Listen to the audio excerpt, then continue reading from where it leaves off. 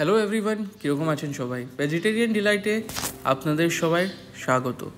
আজকে নিয়ে এসেছি আপনাদের কাছে নতুন একটি রেসিপি, সেটা হচ্ছে চিড়ার পোলাও, বা অনেকে এটাকে পোহাও বলে।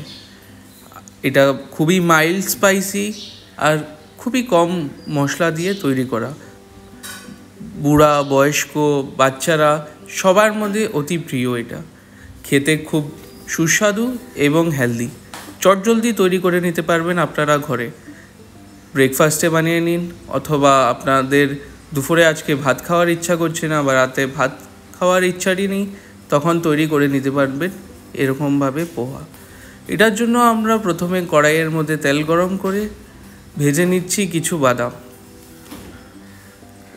বাদামটা ততটুক ভাজবেন যতটুকু বাদামটা ক্রিস্পি হয়ে তুলে। একবার ভালোভাবে ভাজা হয়ে যাওয়ার পর আমরা বাদামটা একটা থালা বা গামলায় আলাদা করে নিব। সেটা আলাদা করে নেওয়ার পরে আমরা একে একে পোহা বানানোর জন্য অথবা চিড়ার পোলাও বানানোর জন্য যা যা উপকরণের দরকার তা অ্যাড করে দিব।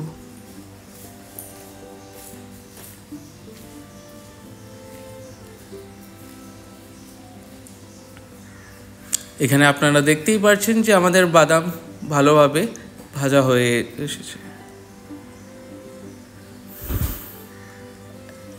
এখন আমরা একে একে এটার মধ্যে ভেজিসগুলো দিয়ে দিচ্ছি।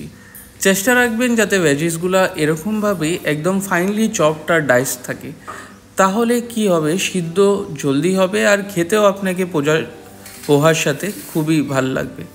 আমরা ভেজিসের মধ্যে ইউজ করেছি আলু, বিন, কড়াইশুঁটি, গাজর।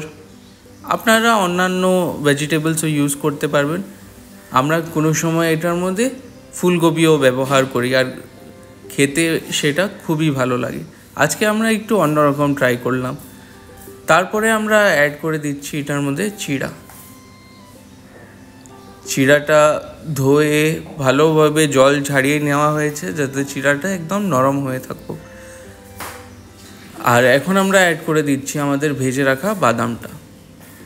মশলার মধ্যে আমরা খুবই লিমিটেড মশলা ইউজ করছি এখানে, কারণ অত্যন্ত মশলার প্রয়োজন নেই।